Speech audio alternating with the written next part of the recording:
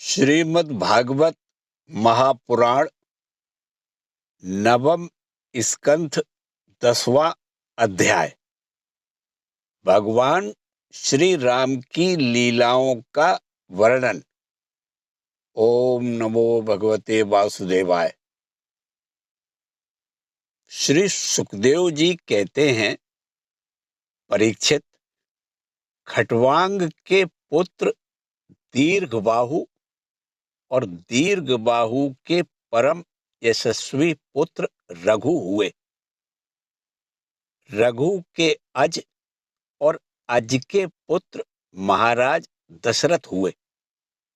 देवताओं की प्रार्थना से साक्षात परब्रह्म परमात्मा भगवान श्री हरि ही अपने अंशांश से 4 रूप धारण करके राजा दशरथ के पुत्र हुए।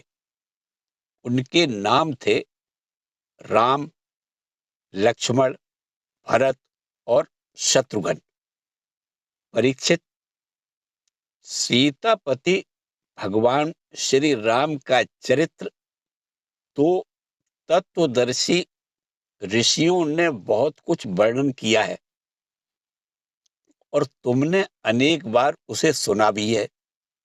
भगवान श्री राम ने अपने पिता राजा दशरथ के सत्य की रक्षा के लिए राजपाट छोड़ दिया और वे वन वन में फिरते रहे। उनके चरण कमल इतने सुकुमार थे कि परम सुकुमारी श्री जानकी जी के कर कमलों का स्पर्श भी उनसे सहन नहीं होता था। वे ही चरण जब वन में चलते चलते थक जाते, तब हनुमान और लक्ष्मण उन्हें दबा दबा कर उनकी थकावट मिटाते। शूर्पणखा को नाक कान काटकर विरूप कर देने के कारण उन्हें अपनी प्रियतमा श्री जानकी जी का वियोग भी सहना पड़ा। इस वियोग के कारण क्रोधवश उनकी भौहें तन गई, जिन्हें देखकर समुद्र तक भयभीत हो गया। इसके बाद उन्होंने समुद्र पर पुल बांधा और लंका में जाकर दुष्ट राक्षसों के जंगल को दावाग्नि के समान दग्ध कर दिया। वे कौशल नरेश हमारी रक्षा करें। भगवान श्री राम ने विश्वामित्र के यज्ञ में लक्ष्मण के सामने ही मारीच आदि राक्षसों को मार डाला। वे सब बड़े बड़े राक्षसों की गिनती में थे। परीक्षित, जनकपुर में सीता जी का स्वयंवर हो रहा था। संसार के चुने हुए वीरों की सभा में भगवान शंकर का वह भयंकर धनुष रखा हुआ था। वह इतना भारी था कि 300 वीर बड़ी कठिनाई से उसे स्वयंवर सभा में ला सके थे। भगवान श्री राम ने उस धनुष को बात की बात में उठाकर उस पर डोरी चढ़ा दी और खींचकर बीचों बीच से उसके 2 टुकड़े कर दिए। ठीक वैसे ही जैसे हाथी का बच्चा खेलते खेलते ईख तोड़ डाले। भगवान ने जिन्हें अपने वक्ष स्थल पर स्थान देकर सम्मानित किया है, वे श्री लक्ष्मी जी ही सीता के नाम से जनकपुर में अवतीर्ण हुई थी। वे गुण, शील, अवस्था, शरीर की गठन और सौंदर्य में सर्वथा भगवान श्री राम के अनुरूप थी। भगवान ने धनुष तोड़कर उन्हें प्राप्त कर लिया। अयोध्या को लौटते समय मार्ग में उन परशुराम जी से भेंट हुई, जिन्होंने 21 बार पृथ्वी को राजवंश के बीज से भी रहित कर दिया था। भगवान ने उनके बढ़े हुए गर्व को नष्ट कर दिया। इसके बाद पिता के वचन को सत्य करने के लिए उन्होंने वनवास स्वीकार किया। यद्यपि महाराज दशरथ ने अपनी पत्नी के अधीन होकर ही उन्हें ऐसा वचन दिया था, फिर भी वे सत्य के बंधन में बंध गए थे। इसलिए भगवान ने अपने पिता की आज्ञा शिरोधार्य कर राज्य, लक्ष्मी, प्रेमी, हितैषी, मित्र और महलों को वैसे ही छोड़कर अपनी पत्नी के साथ यात्रा की, जैसे मुक्त संग योगी प्राणों को छोड़ देता है। वन में पहुंचकर भगवान ने राक्षस राज रावण की बहन शूर्पणखा को विरूप कर दिया, क्योंकि उसकी बुद्धि बहुत ही कलुषित काम वासना के कारण अशुद्ध थी। उसके पक्षपाती खर, दूषण, त्रिशरा आदि प्रधान प्रधान भाइयों को, जो संख्या में 14,000 थे, हाथ में महान धनुष लेकर भगवान श्री राम ने नष्ट कर डाला और अनेक प्रकार की कठिनाइयों से परिपूर्ण वन में वे इधर उधर विचरते हुए निवास करते रहे। परीक्षित, जब रावण ने सीता जी के रूप, गुण, सौंदर्य आदि की बात सुनी तो उसका हृदय काम वासना से आतुर हो गया। उसने अद्भुत हिरण के वेश में मारीच को उनकी पर्णकुटी के पास भेजा। वह धीरे धीरे भगवान को वहां से दूर ले गया। अंत में भगवान ने अपने बाण से उससे बात की बात में वैसे ही मार डाला, जैसे दक्ष प्रजापति को वीरभद्र ने मारा था। जब भगवान श्री राम जंगल में दूर निकल गए, तब लक्ष्मण जी की अनुपस्थिति में नीच राक्षस रावण ने भेड़िए के समान विदेह नंदिनी सुकुमारी सीता जी को हर लिया। तदंतर वे अपनी प्राण प्रिया सीता जी से बिछुड़कर अपने भाई लक्ष्मण के साथ वन वन में दीन की भांति घूमने लगे और इस प्रकार उन्होंने यह शिक्षा दी कि जो स्त्रियों में आसक्ति रखते हैं, उनकी यही गति होती है। इसके बाद भगवान ने उस जटायु का दाह संस्कार किया, जिसके सारे कर्म बंधन भगवत सेवा रूप कर्म से पहले ही भस्म हो चुके थे। फिर भगवान ने कबंध का संहार किया और इसके अनंतर सुग्रीव आदि वानरों से मित्रता करके बाली का वध किया। तदंतर वानरों के द्वारा अपनी प्राण प्रिया का पता लगवाया। ब्रह्मा और शंकर जिनके चरणों की वंदना करते हैं, वे भगवान श्री राम मनुष्य की सी लीला करते हुए बंदरों की सेना के साथ समुद्र तट पर पहुंचे। वहां उपवास और प्रार्थना से जब समुद्र पर कोई प्रभाव नहीं पड़ा, तब भगवान ने क्रोध की लीला करते हुए अपनी उग्र एवं टेढ़ी नजर समुद्र पर डाली।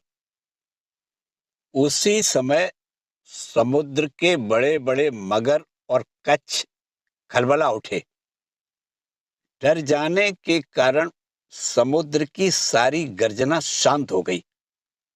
तब समुद्र शरीरधारी बनकर और अपने सिर पर बहुत सी भेंटें लेकर भगवान के चरण कमलों की शरण में आया और इस प्रकार कहने लगा, अनंत, हम मूर्ख हैं, इसलिए आपके वास्तविक स्वरूप को नहीं जानते। आप समस्त जगत के एकमात्र स्वामी, आदि कारण एवं जगत के समस्त परिवर्तनों में एक रस रहने वाले हैं। आप समस्त गुणों के स्वामी हैं, इसलिए जब आप सत्वगुण को स्वीकार कर लेते हैं, तब देवताओं की, रजोगुण को स्वीकार कर लेते हैं, तब प्रजापतियों की, और तमोगुण को स्वीकार कर लेते हैं, तब आपके क्रोध से रुद्रगण की उत्पत्ति होती है। वीर शिरोमणे, आप अपनी इच्छा के अनुसार मुझे पार कर जाइए और त्रिलोकी को रुलाने वाले विश्रवा के कुपूत रावण को मारकर अपनी पत्नी को फिर से प्राप्त कीजिए। परंतु मेरी आपसे एक प्रार्थना है, आप यहाँ मुझ पर एक पुल बांध दीजिए, इससे आपके यश का विस्तार होगा और आगे चलकर जब बड़े बड़े नरपति दिग्विजय करते हुए यहाँ आएंगे, तब वे आपके यश का गान करेंगे। भगवान श्री राम ने अनेकानेक पर्वतों के शिखरों से समुद्र पर पुल बांधा। जब बड़े बड़े बंदर अपने हाथों से पर्वत उठा उठा कर लाते थे, तब उनके वृक्ष और बड़ी बड़ी चट्टानें थर थर कांपने लगती थी। इसके बाद विभीषण की सलाह से भगवान ने सुग्रीव, नील, हनुमान आदि प्रमुख वीरों और वानरी सेना के साथ लंका में प्रवेश किया। वह तो श्री हनुमान जी के द्वारा पहले ही जलाई जा चुकी थी। उस समय वानर राज की सेना ने लंका के सैर करने और खेलने के स्थान, अन्न के गोदाम, खजाने, दरवाजे, फाटक, सभा भवन, छज्जे और पक्षियों के रहने के स्थान तक को घेर लिया। उन्होंने वहां की वेदी, ध्वजाएं, सोने के कलश और चौराहे तोड़ फोड़ डाले। उस समय लंका ऐसी मालूम पड़ रही थी जैसे झुंड के झुंड हाथियों ने किसी नदी को मथ डाला हो। यह देखकर राक्षस राज रावण ने निकुंभ, कुंभ, धूम्राक्ष, दुर्मुख, सुरांतक, नरांतक, प्रहस्त, अतिकाय, विकंपन आदि अपने सब अनुचरों, पुत्र मेघनाद और अंत में भाई कुंभकर्ण को भी युद्ध करने के लिए भेजा। राक्षसों की यह विशाल सेना तलवार, त्रिशूल, धनुष, प्रास, रिष्टि, शक्ति, बाण, भाले, खड्ग आदि अस्त्र शस्त्र से सुरक्षित और अत्यंत दुर्गम थी। भगवान श्री राम ने सुग्रीव, लक्ष्मण, हनुमान, गंधमादन, नील, अंगद, जाम्बान और पनस आदि वीरों को अपने साथ लेकर राक्षसों की सेना का सामना किया। रघुवंश शिरोमणि भगवान श्री राम के अंगद आदि सब सेनापति राक्षसों की चतुरंगिनी सेना, हाथी, रथ, घुड़सवार और पैदलों के साथ द्वंद्व युद्ध की रीति से भिड़ गए और राक्षसों को वृक्ष, पर्वत शिखर, गदा और बाणों से मारने लगे। उनका मारा जाना तो स्वाभाविक ही था, क्योंकि वे उसी रावण के अनुचर थे जिसका मंगल श्री सीता जी को स्पर्श करने के कारण पहले ही नष्ट हो चुका था। जब राक्षस राज रावण ने देखा कि मेरी सेना का तो नाश हुआ जा रहा है, तब वह क्रोध में भरकर पुष्पक विमान पर आरूढ़ हो भगवान श्री राम के सामने आया। उस समय इंद्र का सारथी मातली बड़ा ही तेजस्वी दिव्य रथ लेकर आया और उस पर भगवान श्री राम जी विराजमान हुए। रावण अपने तीखे बाणों से उन पर प्रहार करने लगा। भगवान श्री राम ने रावण से कहा, नीच राक्षस, तुम कुत्ते की तरह हमारी अनुपस्थिति में हमारी प्राण प्रिया पत्नी को हरलाए। तुमने दुष्टता की हद कर दी। तुम्हारे जैसा निर्लज्ज तथा निंदनीय और कौन होगा। जैसे काल को कोई टाल नहीं सकता, कर्तापन के अभिमानी को वह फल दिए बिना रह नहीं सकता, वैसे ही आज मैं तुम्हें तुम्हारी करनी का फल चखाता हूं। इस प्रकार रावण को फटकारते हुए भगवान श्री राम ने अपने धनुष पर चढ़ाया हुआ बाण उस पर छोड़ा। उस बाण ने वज्र के समान उसके हृदय को विदीर्ण कर दिया। वह अपने 10 मुखों से खून उगलता हुआ विमान से गिर पड़ा। ठीक वैसे ही जैसे पुण्यात्मा लोग भोग समाप्त होने पर स्वर्ग से गिर पड़ते हैं। उस समय उसके पुरजन परिजन हाय हाय करके चिल्लाने लगे।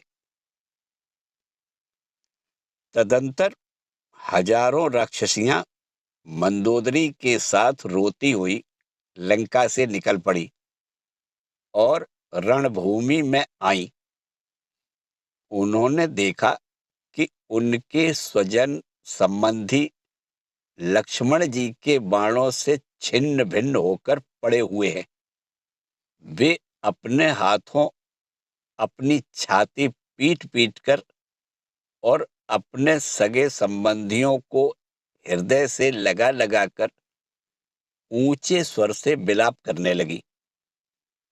हाय हाय स्वामी, आज हम सब बेमौत मारी गई। एक दिन वह था जब आपके भय से समस्त लोकों में त्राही त्राही मच जाती थी। आज वह दिन आ पहुंचा कि आपके न रहने से हमारे शत्रु लंका की दुर्दशा कर रहे हैं और यह प्रश्न उठ रहा है कि अब लंका किसके अधीन रहेगी। आप सब प्रकार से संपन्न थे, किसी भी बात की कमी नहीं थी, परंतु आप काम के बस हो गए और यह नहीं सोचा कि सीता जी कितनी तेजस्विनी हैं और उनका कितना प्रभाव है। आपकी यही भूल आपकी इस दुर्दशा का कारण बन गई। कभी आपके कामों से हम सब और समस्त राक्षस वंश आनंदित होता था और आज हम सब तथा यह सारी लंका नगरी विधवा हो गई। आपका यह शरीर जिसके लिए आपने सब कुछ कर डाला, आज गीधों का आहार बन रहा है और अपने आत्मा को आपने नरक का अधिकारी बना डाला। यह सब आपकी ही नासमझी और कामुकता का फल है। श्री सुखदेव जी कहते हैं, परीक्षित, कौशलाधीश भगवान श्री रामचंद्र जी की आज्ञा से विभीषण ने अपने स्वजन संबंधियों का पितृयज्ञ की विधि से शास्त्र के अनुसार अंत्येष्टि कर्म किया। इसके बाद भगवान श्री राम ने अशोक वाटिका के आश्रम में अशोक वृक्ष के नीचे बैठी हुई श्री सीता जी को देखा। वे उन्हीं के विरह की व्याधि से पीड़ित एवं अत्यंत दुर्बल हो रही थी।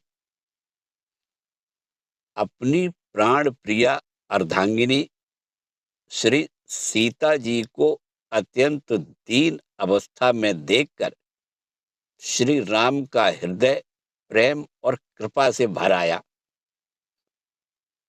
इधर भगवान का दर्शन पाकर सीता जी का हृदय प्रेम और आनंद से परिपूर्ण हो गया। उनका मुख कमल खिल उठा। भगवान ने विभीषण को राक्षसों का स्वामित्व, लंकापुरी का राज और एक कल्प की आयु दी और इसके बाद पहले सीता जी को विमान पर बैठाकर अपने दोनों भाई लक्ष्मण तथा सुग्रीव एवं सेवक हनुमान जी के साथ स्वयं भी विमान पर सवार हुए।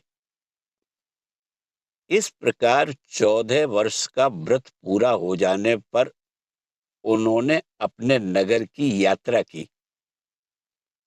उस समय मार्ग में ब्रह्मा आदि लोकपाल गण उन पर बड़े प्रेम से पुष्पों की वर्षा कर रहे थे।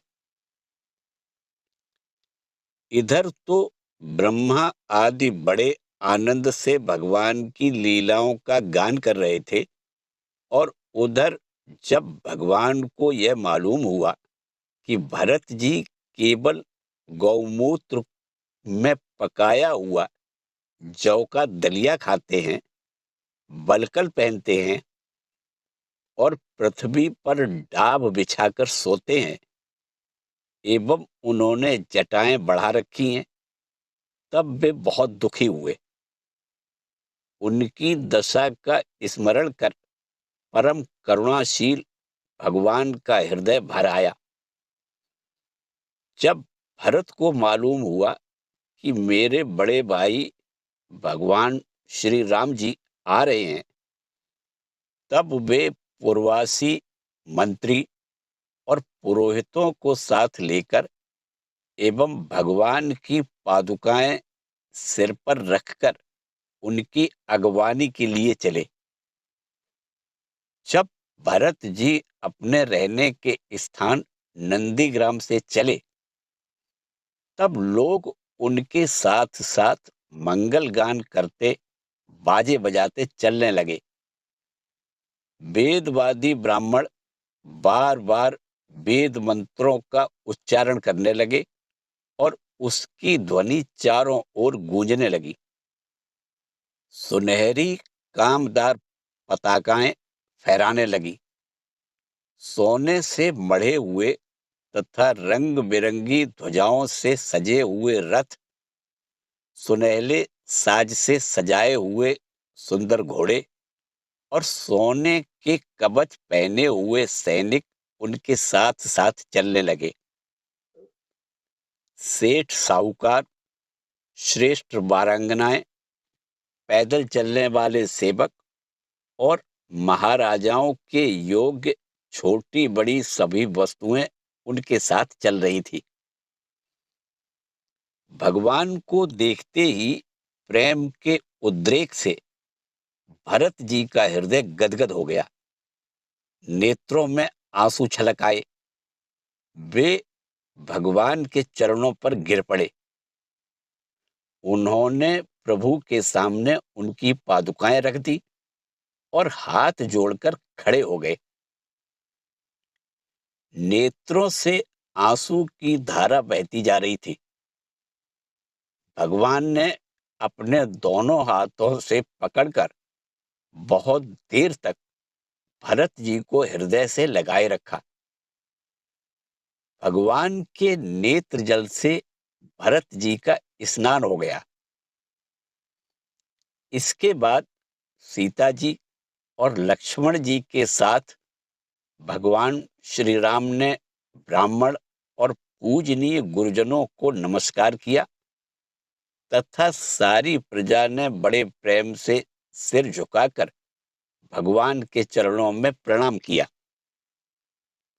उस समय उत्तर कौशल देश की रहने वाली समस्त प्रजा अपने स्वामी भगवान को बहुत दिनों बाद आए देख अपने दुपट्टे हिला हिलाकर पुष्पों की वर्षा करती हुई आनंद से नाचने लगी।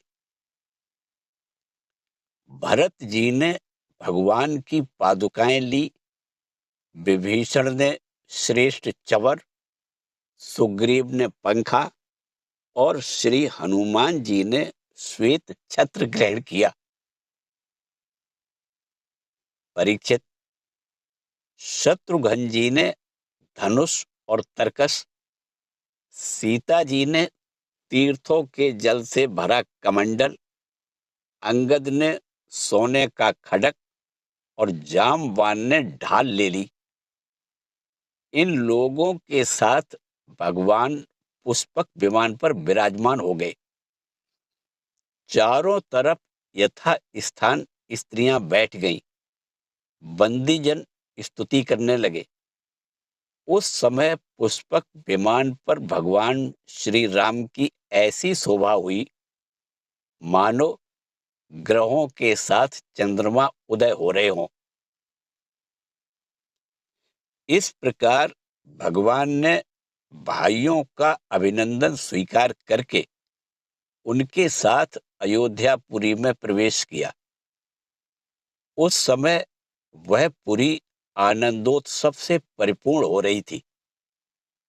राजमहल में प्रवेश करके उन्होंने अपनी माता कौशल्या, अन्य माताओं, गुरुजनों, बराबर के मित्रों और छोटों का यथा योग्य सम्मान किया तथा उनके द्वारा किया हुआ सम्मान स्वीकार किया।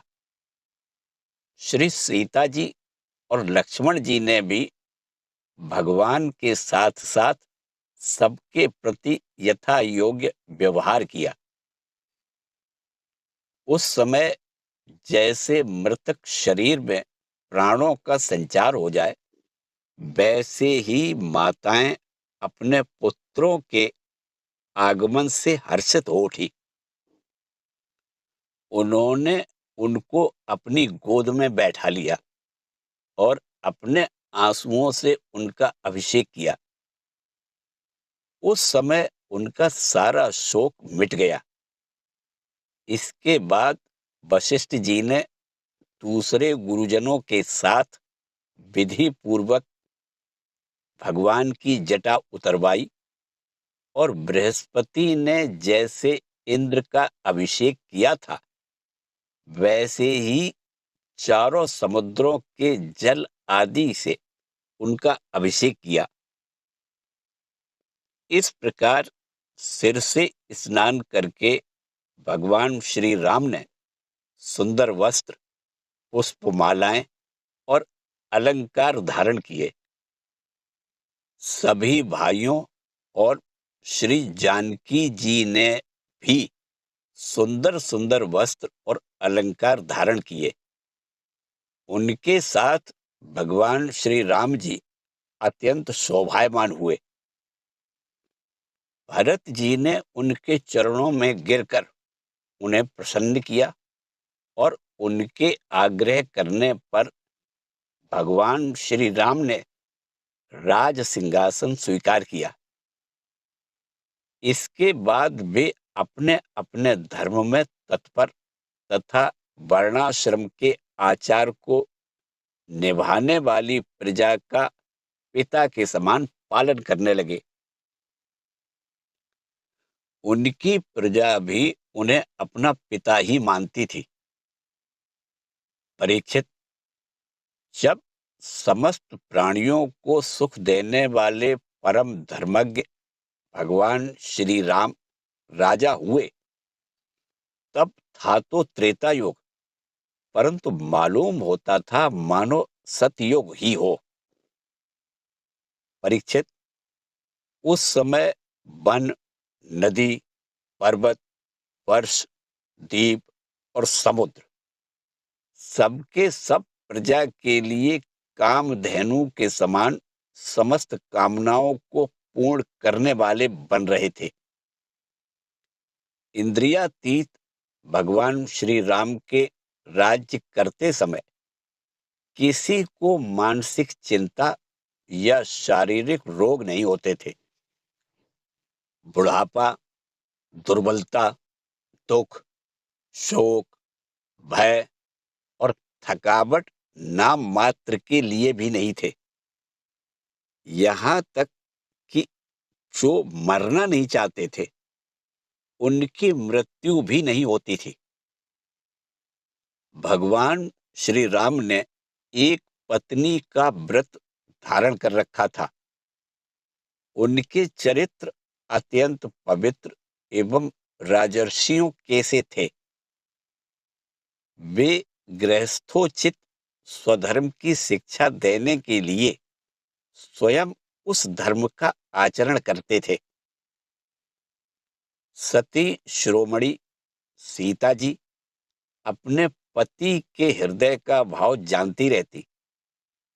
वे प्रेम से, सेवा से, शील से, अत्यंत विनय से तथा अपनी बुद्धि और लज्जा आदि गुणों से अपने पति भगवान श्री राम जी का चित्त चुराती रहती थी। इसी के साथ नवम स्कंध से 10वां अध्याय समाप्त हुआ। ओम नमो भगवते वासुदेवाय।